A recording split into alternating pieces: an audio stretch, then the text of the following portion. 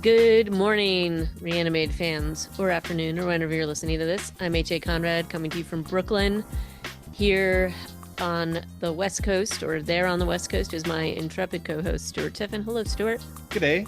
Good day. So, we're on opposite coasts, and usually you're the one with the earthquakes, but apparently we had one yesterday in New York that I didn't feel. End times. Yeah, well, I mean, with that and the eclipse, I think people are drawing some conclusions on the interwebs, at least. Freaking Rudy Giuliani. Not just some people. Uh, but not to mention that the epicenter was underneath a Donald Trump owned golf course. But hey, let's not read too much into it, right, Rudy? No, no, let's not read anything into that at all. But anyway, let's just say New Yorkers are just ill-equipped to deal with earthquakes. It just was apparently mayhem. I was ensconced in a building that is apparently on earthquake plates, so did not feel a thing. So I was just in the dark about it all until, the phone started ringing and people started, telling me about it. Uh, I was in text chains with a bunch of New Yorkers and New Jersey people yesterday, and they're all like, "Oh my God, everything was shaking. It was crazy." And I'm like, "Hey, Conrad, how you doing? I mean, you must be pretty high up there in your office." You're like, "What earthquake?" I know pretty much. But Bill definitely felt it in Brooklyn. It was apparently the building was pretty much rocking and rolling for a bit. And then a friend of mine who's in New Jersey, so apparently like closer to it, but she thought that her washing machine was off kilter. That's God, what mine was is. causing it. So anyway, so just varying reactions to it. I mean, if you have an off-kilter washing machine on spin cycle, it can feel like it's shaking your whole house. So But anyway, we're here. I don't think there's been any more aftershocks today, but apparently earthquakes on the East Coast are a slightly different thing because the way that the type of rock transmits the vibrations a lot more strongly, and so it goes further. And that's why when it happened in 2011, which is the last time we had an earthquake of any magnitude, but that was down in Virginia, and that was a 5.8, and we definitely felt it. Like I felt that one in New York, but again, was in a different building at that time, so I guess it all depends on where you were. I yeah. have to say, I'm really happy I didn't feel it in my building, but like it was a little disconcerting to know that something like that happened and I was completely unaware.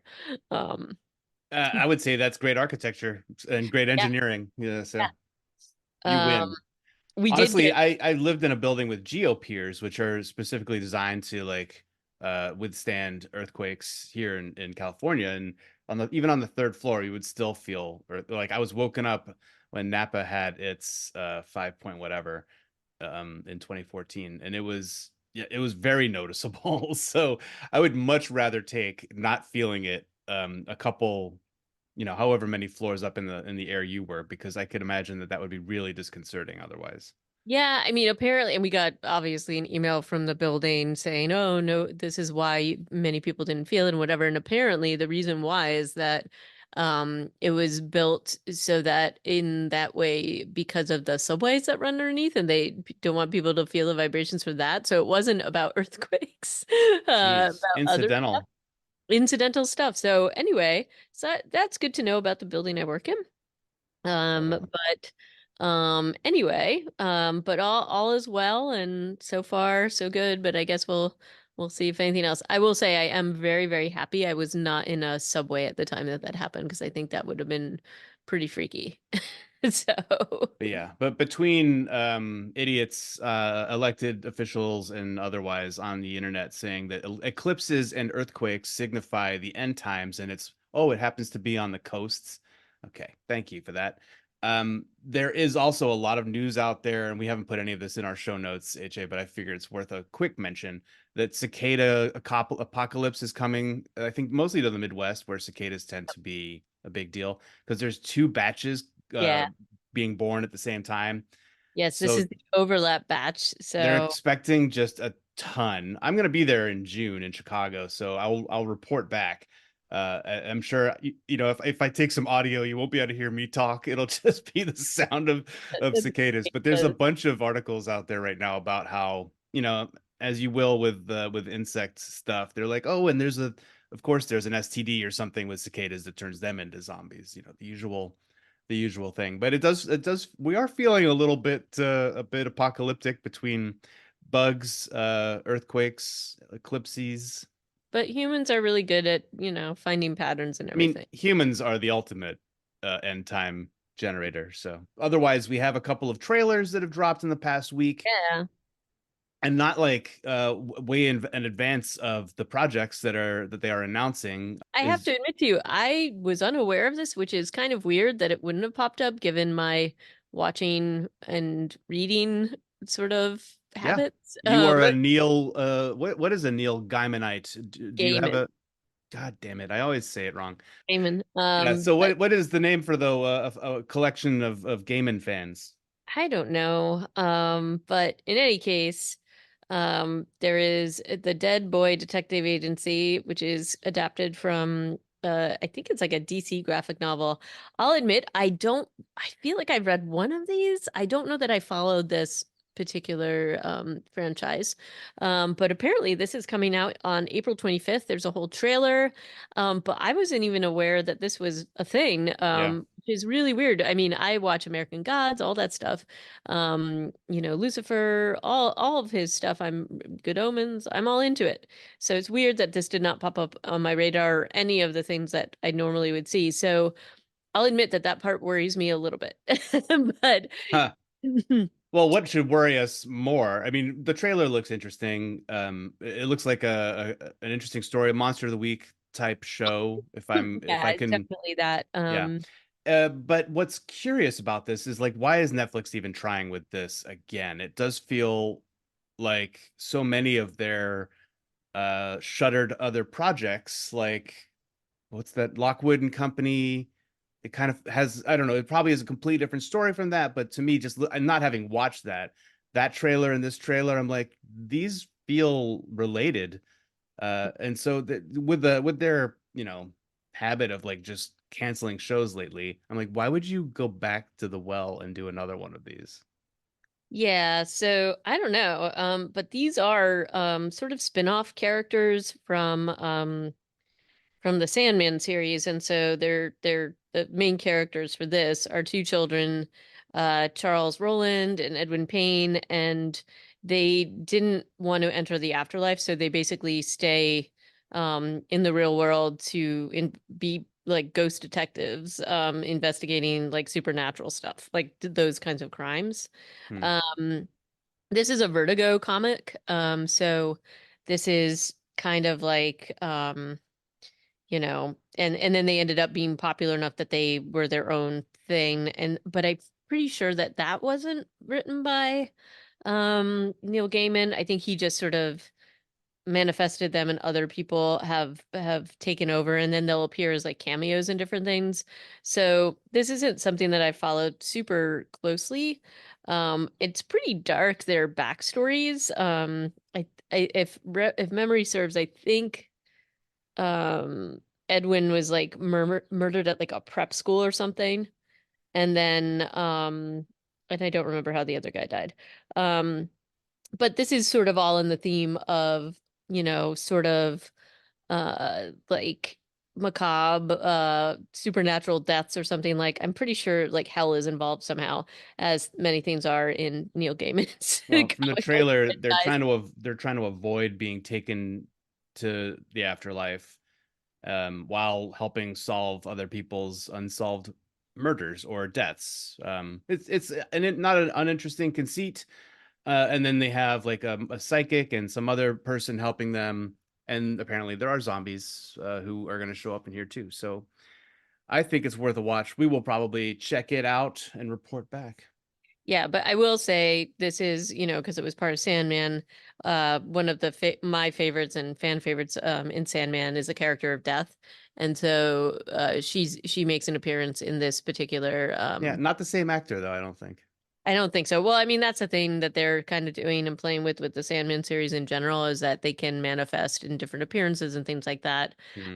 There was a lot of uproar about that actually with Sandman because Death is quite a beloved figure. I'm definitely a little bit more like I kind of feel like this franchise, especially like the Sandman and this kind of thing, part of the beauty of it is that you can reimagine it in so many different ways. Like these are kind of supernatural beings, so like why not? And they did this a little bit with American Gods too.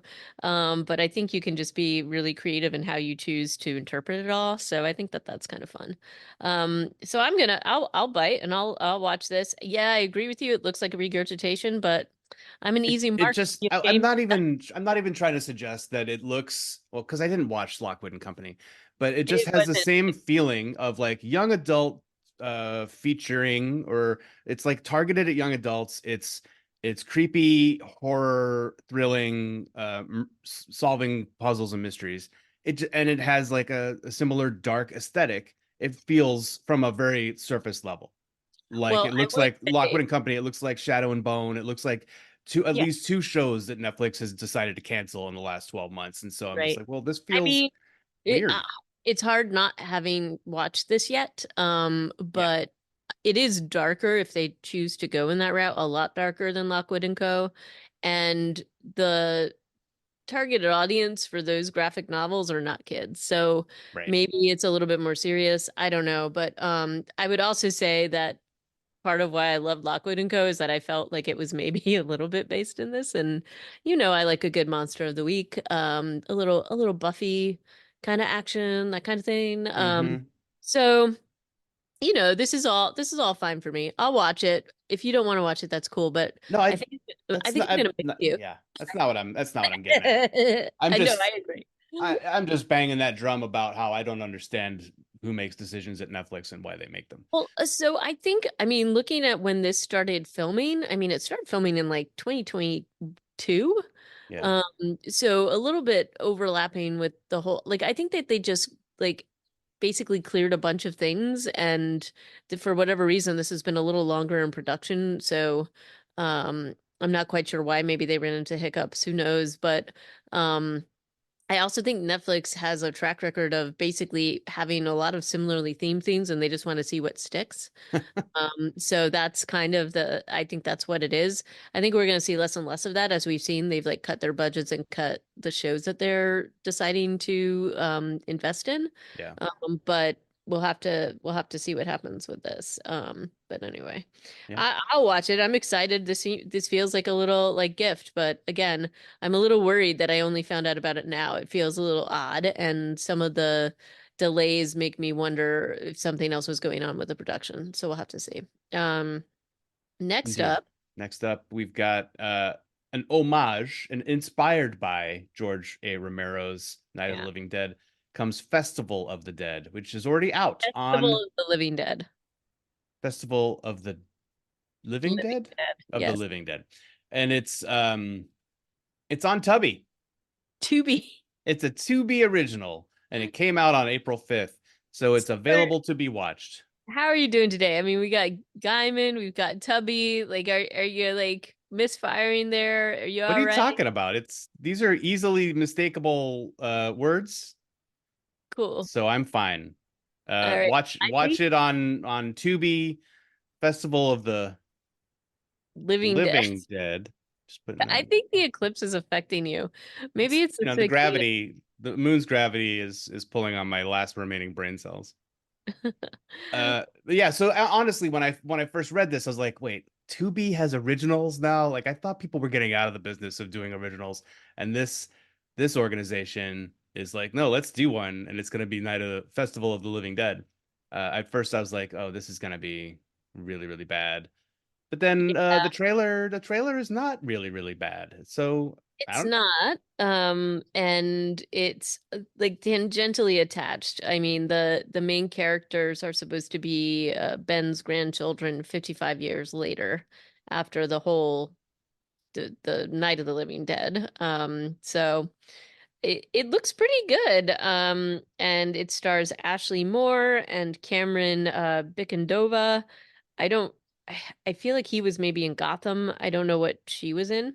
Um, but you know, it's and gonna be it's directed by the Saska sisters, who have apparently quite a bit of cachet to their name.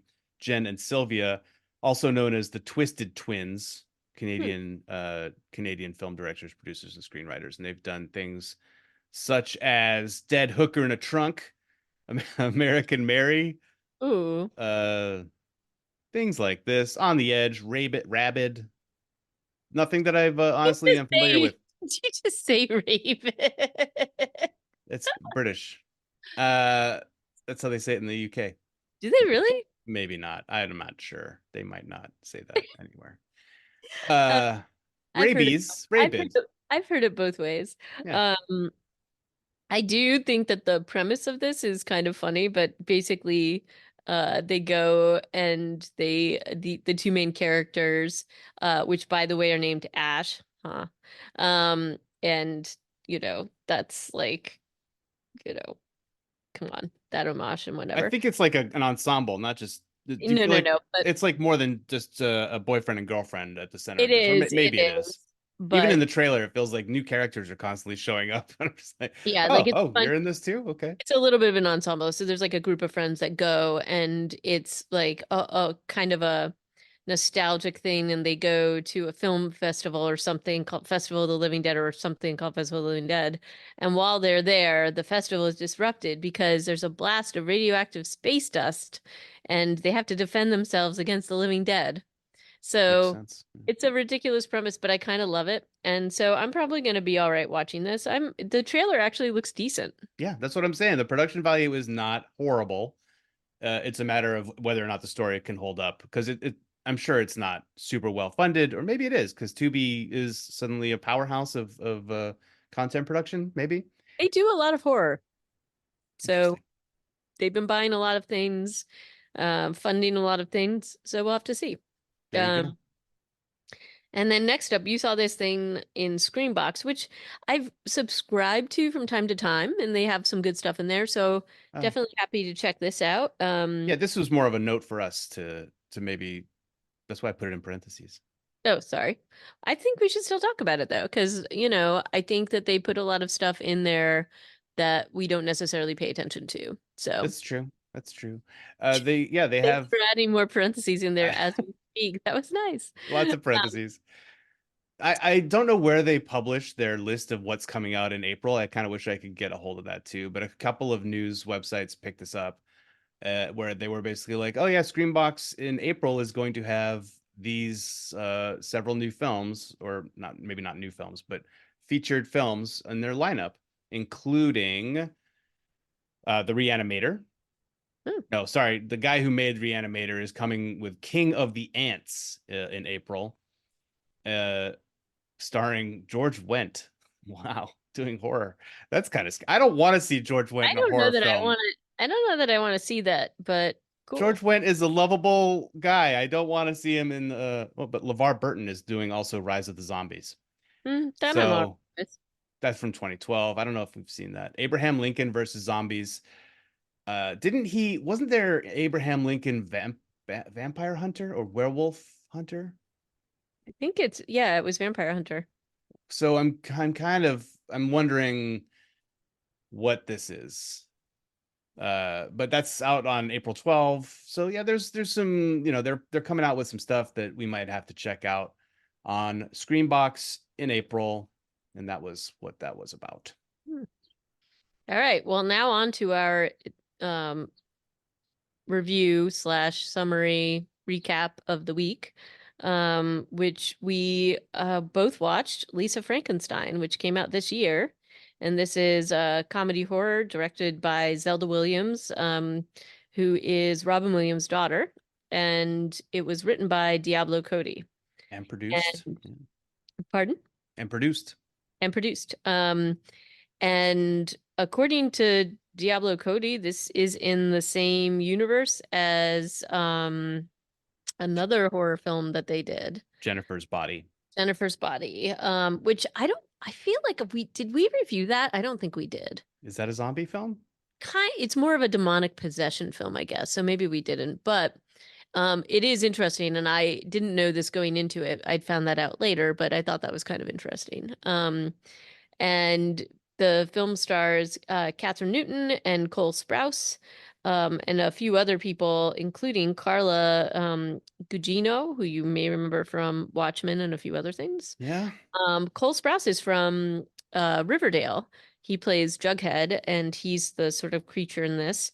And Catherine Newton is she was in she's been in like a lot of television shows and things like that. I think probably best known for like Big Little Lies. But she was always also in Ant-Man as Ant-Man. yeah, she's Cassie. Who's that? Um, I think she's the daughter. Cassie Lang. Wow. Yeah. S- Um, Interesting. yeah. So, so anyway, she's also in a very like weird, she was in a very weird movie, which I definitely caught a little bit of this, with Vince Vaughn called Freaky, where it's like kind of like Freaky Friday, where I think she switches bodies with the mass murderer or like Yeah. something I've like that. I've Did seen you those see it? trailers, but no, I've never seen the film. I'll admit I caught part of it and I'm like, oh, I don't need to watch this. And I just kept going. Um, but she's been in like a ton of TV shows and things like that. And Hmm. um, so anyway, so a pretty decent cast that I thought was and pretty well cast and good actors. And so the main character is Lisa Swallows, and she is I feel like the feel of this is very like a I don't want to say like a parody, but it has like that kind of stylized world. It felt a little bit like Edward Scissorhands to me. Well, Or not at least because Dylan Sprouse is basically doing an Edward Scissorhands yes, he impression. is. Um but Cole Sprouse. But What did I call him? Edward Sprouse? you called him Edward Sprouse or something. Or Dylan Sprouse is a guy I've seen. I don't know if they're related, but there's a guy called Dylan Sprouse who does D&D games that I've seen online. Um, but in any case, yeah, he's doing a little bit like his movements and things like that look a little Edward Scissorhands. But I'm talking more about how the world is stylized. Like it's very much like an 80s style, but very sort of like really vibrant colors, like saturated colors. And definitely even the sort of tone of the whole thing has this like very stylized and weird feel. Like a weird little 80s universe. I Yeah. also have to say the soundtrack is really good and they spent a lot of money on it. But Soundtrack is good. The costuming is really good. I really liked a lot of what they put Lisa Swallows in, yes, especially me as too. the episode goes on. Yes, it's She, awesome. yeah. I also like what they put him into, like what she decides to dress him up in. He's got like that very 80s look and he wears a bunch of band t-shirts, which is fun. At one Um, point, he's wearing a nightgown that my daughter owns. He must be wearing the adult size of it. It's like a Hannah Anderson style. I'm pretty sure it's Hannah Anderson, like Swedish or Norwegian, Scandinavian style nightgown. It's very Yeah. fetching. The premise of this film centers around Lisa, who is the main character, and um, she is, we get introduced to her, and she's like kind of getting ready for a party, which we find out. Um, I don't know if you found this, but I was kind of having a hard time placing like are they roommates? It's I guess her stepsisters. We figure it out, but we don't really get a ton of information other than these two are getting ready together, and then we learn a lot more as the story goes on. But it's these two stepsisters getting ready to go to a party. And what I liked a lot about this is that her stepsister is supposed to be this like popular cheerleader. And normally in a like horror film like this, that would be somebody painted sort of as like the bully or mean girl. But that's not what they do here. She's trying to be supportive in her own kind of like weird way. It's a little bit like the Ethelba Glinda relationship in Wicked, where like Glinda's trying to make Ethelba popular, and it's actually a very similar dynamic. Um, so that was kind of funny. Yeah, with But only a one or two exceptions, Taffy is who's played by Liza Soberano, mm, is really kind yeah, to Lisa, but it's also kind of kindness with an underline of disapproval almost always. So that, even though I think one of the takeaways we're supposed to have is that Taffy is a source of positivity in this film, like my inner bullshit detector is like, nah. I mean, yeah, she's saying nice things, but it's almost always because she's judging you. I Um, don't know that she's judging. I think that she just doesn't understand her. it's So not even just Lisa though, because she also, as soon as they get to that party, she's like, "Oh, Susie or whatever. Oh, you finally cut your bangs. I wasn't gonna say anything, but they looked horrible." yeah, She's no, she's like, not. this is the kind of thing that she's giving that kind of stuff to Lisa all the time, and Lisa internalizes it a lot, is constantly referring to, well, Taffy always says this and that, and so Fair. it's kind of like a pretty toxic source of advice. I think overall, like if you're gonna break down the Taffy character, who could you could come away from this film and just be like, Taffy's pretty great. She makes a Oh mistake no. in the makes a mistake in the film, but she's basically stand up and a solid person. But I wouldn't I say that she's like completely stand up, but I think she's like the ways that she doesn't stand up is sort of the quintessential problem with most teenagers because they, I don't know. But they could have made her the real sort of, I don't want to say mustache twirly, but that they could have made her that sort of like ultimate mean girl. I yeah, guess she's a little bit more there's a few Patrick other Swayze contenders mean girl. for that prize in this Yeah. film. Um, Yeah, she's though, not this is it's interesting in that she is not mean, she is not nice. She is I wouldn't call her multifaceted or multidimensional either, but she's at least a little bit more complicated than at first you think. true. And then we have like I do want to say like the opening credits, like the illustrations that they have, and they do this a couple of times in the film, are pretty cool. Mhm. So I like the with the opening sort of like title sequence. Um, and they have sort of like the whole party scene. There's almost like a dreamlike quality to it. There's a lot of like very um there's moments in this, and I think that this is the one thing that I do like those storytelling can be a little bit uneven in terms of like how like deciding what it wants to be to some extent. So we do know that Lisa is this kind of gothy kid that hangs out in cemeteries, and we've part of why she does this, as we discover at the party, is like her mother was killed by an axe murderer and she was hidden in the closet. And I will say this, like Taffy makes this one comment, she goes, and oh, and when Lisa came out, it was too late and her mother was dead. Well, Lisa would have died if she had come out. So it was sort of there was a little judgment there. And I did think that they were going to do some payoff with the axe murderer at some point. Oh, you and me both, man. This is yeah, I'm trying not to come out too hard on this movie, but there's like a ton of stuff that is like half baked here, Yeah, or that's just it just doesn't deliver on the promise of the genre that it's kind of in. Not delivering on the axe murder is like just one of those, but it is like a huge missing link, even to the very end. You're just like, what about the axe murderer? What happened there?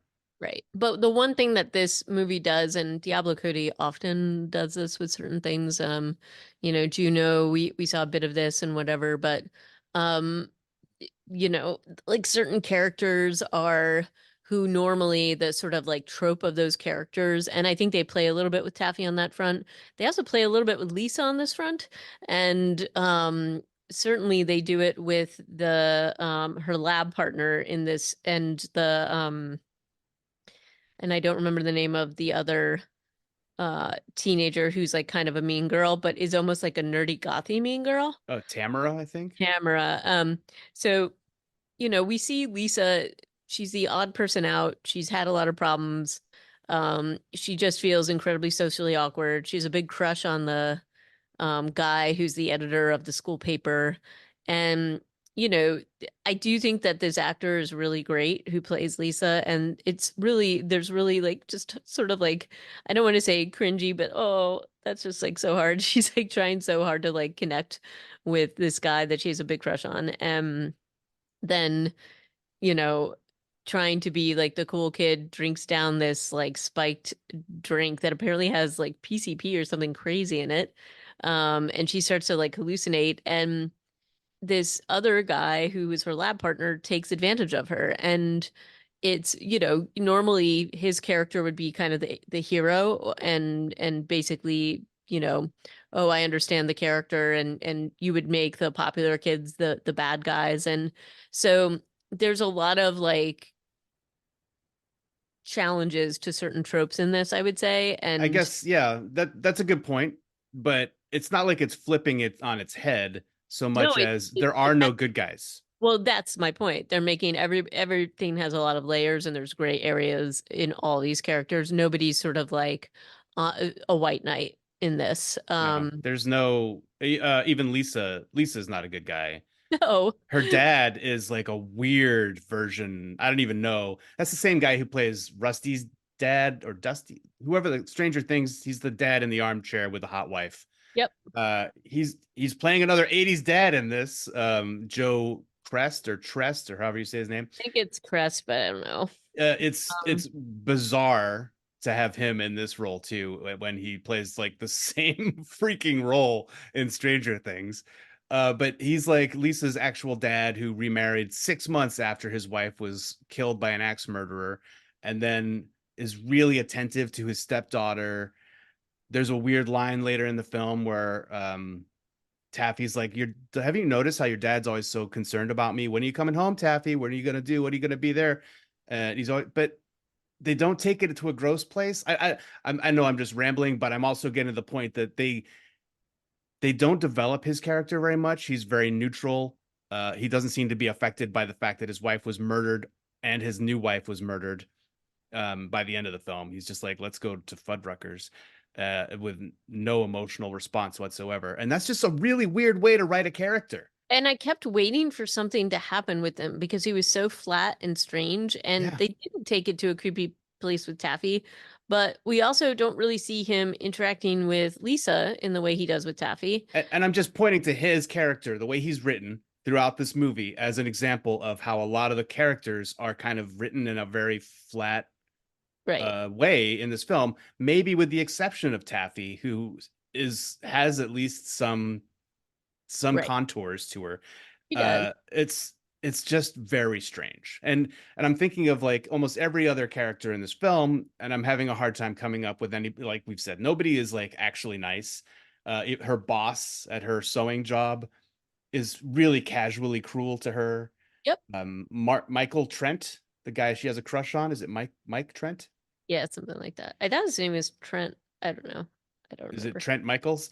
It's He's also he's nice to her face, but then does something kind of unforgivable and is not very kind. Yes, no good guys. The Marcus, the lab Michael Trent. partner, Michael Trent, the lab partner guy, Doug. um, Doug. He, yeah. At first, you're like he could be a ducky. He's gonna just take her to like recover from being high as hell.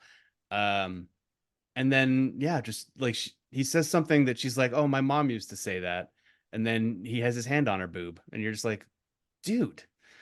She at Yeah. least gets to get away from that scenario. It doesn't progress much further than that, but it's just it's horrible. And then she goes home and breaks a mirror. And the next thing you know, well, actually, no, she goes home. On the way home, she stops at the cemetery and makes the deal with the lightning going green and stuff. And she says, "I wish I was with you," to her favorite gravestone. Gravestone. So, um, yeah, and I think that there's a lot of things to like about this. Like the production value was great. I do think some of the writing was great and the acting was great, but I feel like the storytelling was just uneven. And what we're talking about in terms of like the dad character, I thought that there was going to be a payoff there. Honestly, I thought that it was going to turn out that he had murdered the mother. Yes, Um, something like and maybe they're like enjoying the fact that they're not going to tell you who the ex murderer was. Was it the dad? It yeah, could be. Like he remarries within 6 months yeah. to And then the Carla wife Gugino. marries is like, I don't know. It's there's just a very like so that those pieces I don't love. The things that I do love is that like the interactions between the creature and Lisa are pretty amazing. Their whole interaction, there's like a lot of and given the fact that Cole Sprouse doesn't actually get to really speak as this creature until the very, very end, um, is kind of interesting. Like they do a lot of great physical acting. She is really great at playing off of him. So I like the evolution of their relationship during this. I know it's kind of disgusting, but I do like the fact that they keep addressing the fact that this is actually like a zombie and he smells terrible and he's got like bugs falling off of him here and there. I know it's gross, but it's like they didn't go the way of the like say the other zombies that we have seen where they pretend like the zombies are actually like okay, you know? She is completely repelled by Right. him until the end of the movie, and I think that Right. that's smart and good. The Yeah. fact that anytime he cries, she actually like gags and wants and like almost throws up and is like, "Oh my God, you're freaking disgusting!" Like Yep. she, so that's like kind of that's smart and funny, but it also is like, why did you keep him around when he just showed up at your house? Like, why did you risk getting into so much trouble with, well, I forget what her stepmom's name is, instead of just being like, yeah, this thing broke into the house. Her mom's name is Janet. Her stepmom name is Damn it, Janet. That's right. yeah. Yeah. Um, So well, why? so the thing is, when she realizes who she is, she's been leaving like things for him, offerings for him at his grave. Like, so I think that even though he is gross to her, she feels obligated to him. And they can also do a fabulous makeover scene for him. I do love the whole thing where she's like giving him giving him the soap to be in the shower. And then they have to like, you know, get him dressed up. That was pretty amazing. And then, he there is the sort of the fact that she works as like in this like repair shops and she knows how to sew and all that stuff, and then that is leading to the whole thing where she's replacing his body parts by selling them on to him. Come on, these scenes are like really fun and ridiculous, but I thought that that was like a little like a nice touch. um the fact that the absurd piece of this, which is that her way of bringing his body parts back to life is through a tanning bed that's off, is pretty awesome. um it just the absurdity of it is amazing. And it does bring back like I don't know if you ever watched any of like Edward Scissorhand is a little later, but like that sort of cheesy 80s like film. Apparently like her name is an homage to like Weird Science, which I didn't catch while I was watching it, but the Kelly LeBrock character in Weird Science is named Lisa, and so I guess that's what Diablo Cody named Lisa Frankenstein after. Mm-hmm. And that's what it kind of felt like, was that absurdist thing. I mean, that was even like more ridiculous, that particular film. And I felt like this is definitely kind of pulling from that and like Edward Scissorhands. Um, there's a darkness to it, because nobody is really the good guy ultimately, though I guess you kind of have a happy ending ish for the creature and for her. Um, but you know, they do some really bad things. Like all That's throughout the film. yeah. They're doing bad things for no real good reason. Like the people that they murder in this, none of them deserve to be murdered. Right. Uh, Even though Janet is threatening to send her to institutionalize her, and her dad isn't really going to do anything about it. Nobody deserves to be murdered here. Not even Doug, the guy who put his hand on her boob. Um, and not Michael Trent, um, or the police officer, assuming that they killed that police officer. I'm not sure if they could have. But yeah, there's a whole bunch of murders happening, and then then a suicide. Like if you kind of like zoom out from this movie and don't look at the relationships in quotes that are being developed here, it's just a bunch of unnecessary killings followed by a suicide, and that's a pretty bleak freaking It story. is pretty bleak. Like there's nothing that's like really triumphant about this. No. Or, you don't really see um her character develop anything other beyond like she's kind of damaged and just gets a little bit more and more damaged, although I suppose she gets more empowered as this goes on.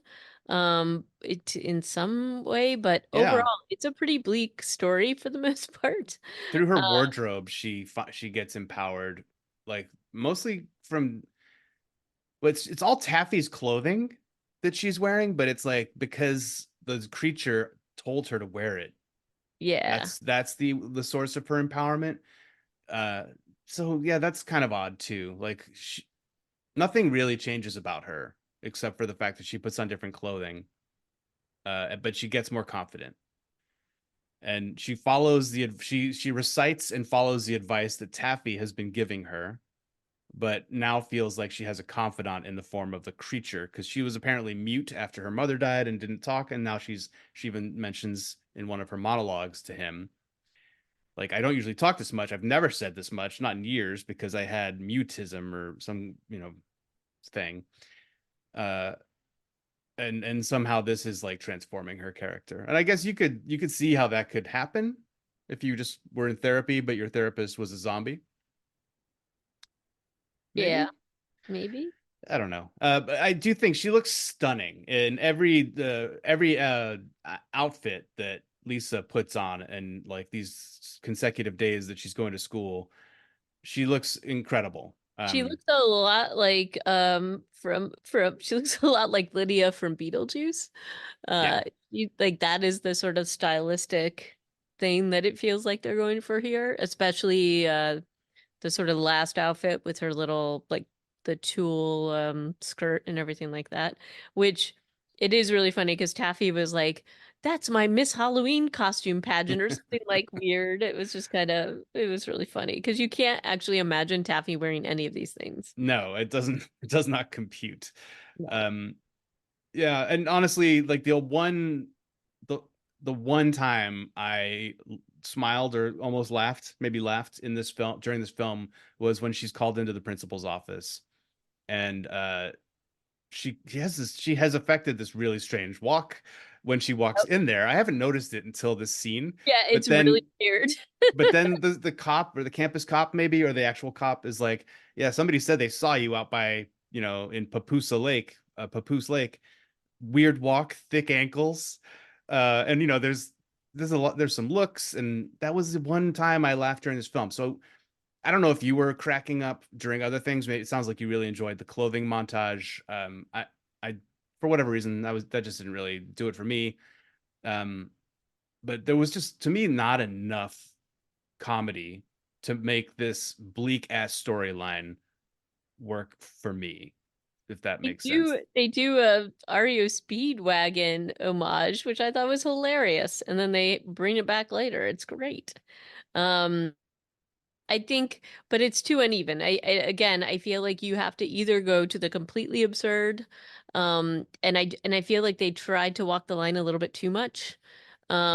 This also, I mean, again, they're pulling from so many different things for this particular show. I mean, the Damn It Janet is certainly Rocky Horror based, and that there's some definite feels from that, and also there's also feels from like Heather's, right? Um, there's a lot of different things that it does feel like they're kind of pointing to Yeah, it's too nostalgic and not enough enough of its own thing. of Yeah. its own thing. Yeah, like I kind of wish that it had not been an 80s period piece and had just been set today. Would have Right. been preferable to me because I've seen versions of this film and this story before from the 80s, like from movies that were set in and made in the 80s and 90s. Right. And so they have an authenticity to them that this film cannot possibly Yeah. have. And I don't know why they chose to set it in the 80s. For again, maybe nostalgia solely, or to get around some sort of cell phone plot gimmick. Maybe. Uh, but it just doesn't work when I'm looking at this and I'm seeing like, oh yeah, that's Edward Scissorhands, that's Untamed Heart with Marissa Tomei and Christian Slater. Oh Do you remember yeah. that movie where he had a gorilla heart or something?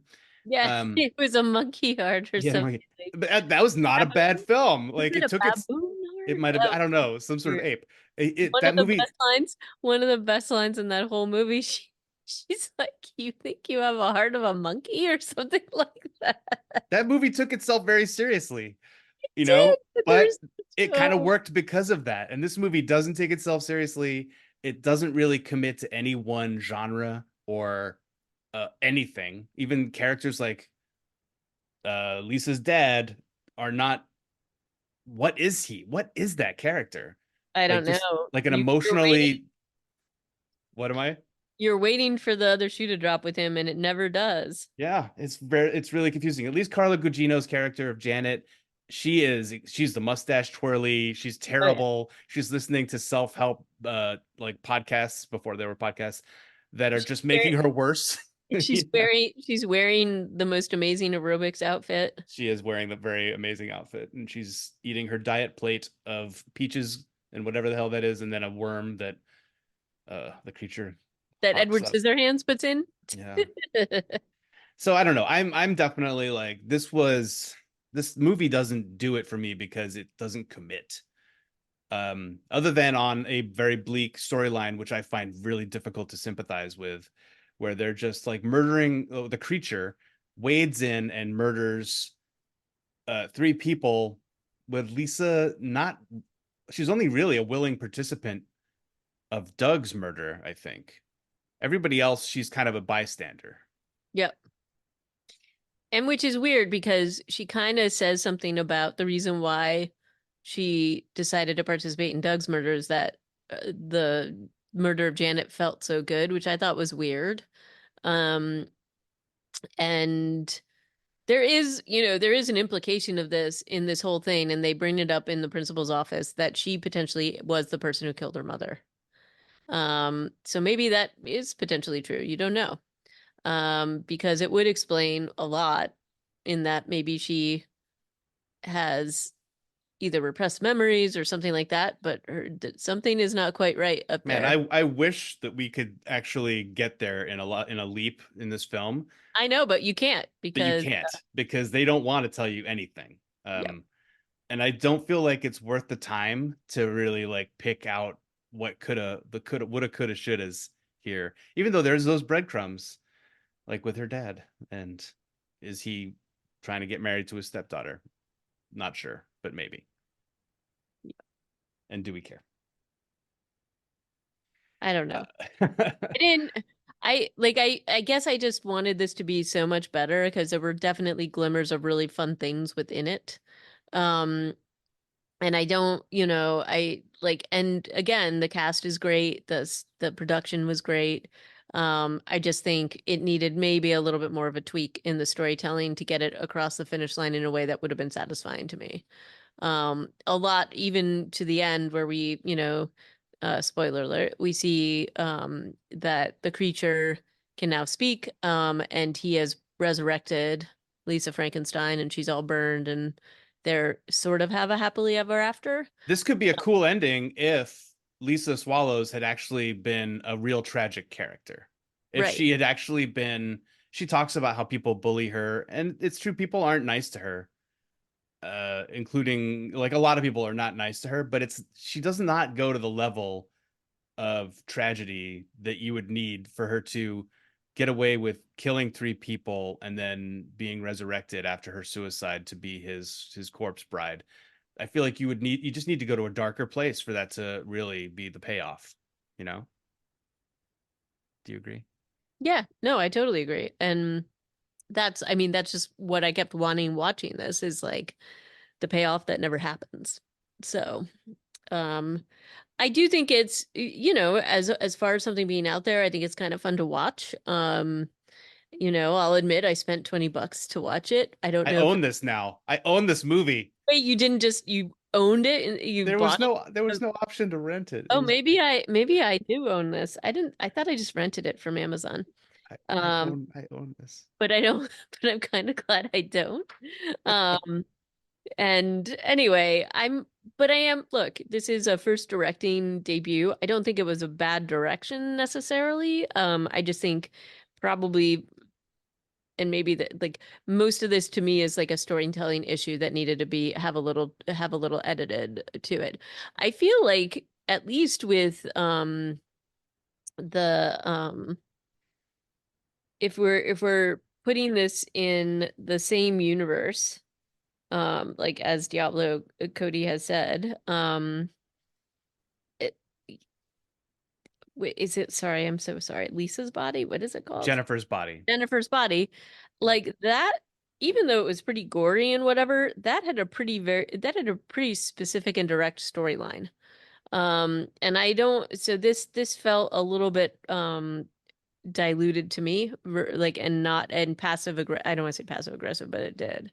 Um, so I'm not sure. I'm not sure what was going on here, but um, Yeah. and I had my gripes with Jennifer's body too. But I just thought that it was like an interesting premise, generally. So, did you watch it? I haven't seen it. No. Like it's got, it's got like some of the same themes, and there's nobody, again, the same idea. Nobody's really a good guy, for the most part. Hmm. Although there's certainly vengeance and things like that. It's got this like dark comedy aspect to it. But I just felt like it was a little bit more successful and direct in the storytelling from my point of view. Um, anyway, Yeah. I mean, sure. I'm trying to interrogate myself a little bit and be like, well, look, good storytelling is generally when there aren't like black and white alignments, or, telling a story about good characters and bad characters is kind of dull in its own right. But I just think that there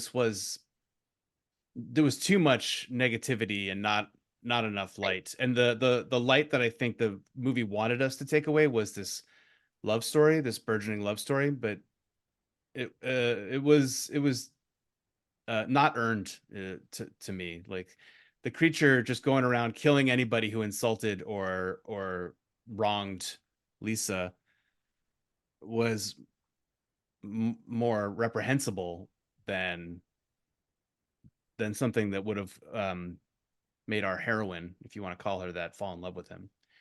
Mm, And basically, she's still kind of intent on Michael Trent losing her virginity to him and then being killed probably when she's arrested for the murder of her yeah, stepmother and Douglas.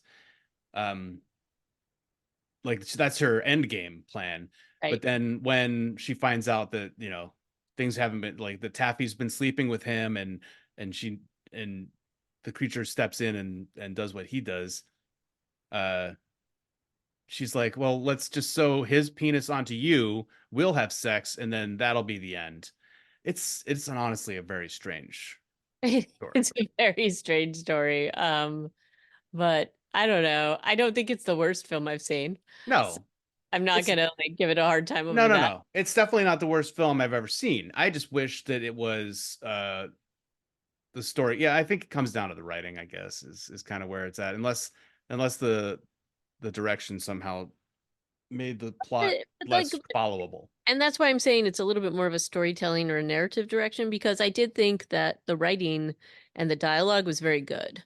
And I thought that the acting was very good. And especially the physical, like, as I said, the creature he's not able to say anything. Do you know And he went to mime school for this? I did not, but he did a great job. Yeah.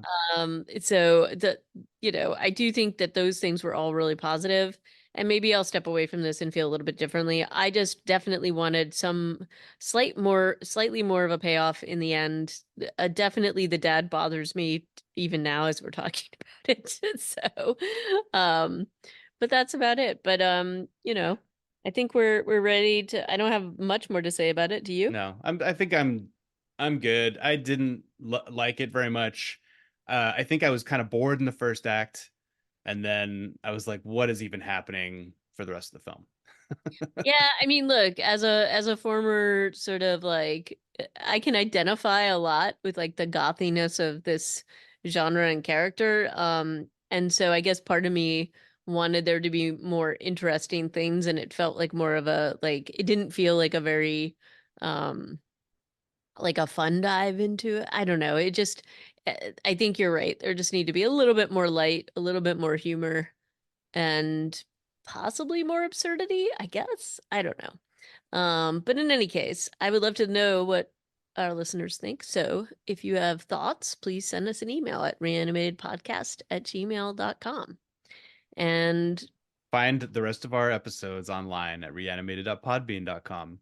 And then make sure you come back and join us next time on Reanimated. What are we going to be talking about? We don't know. We're going to figure that out and let you know on the day. It'll probably be something about zombies or vampires.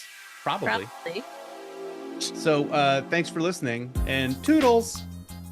Ciao.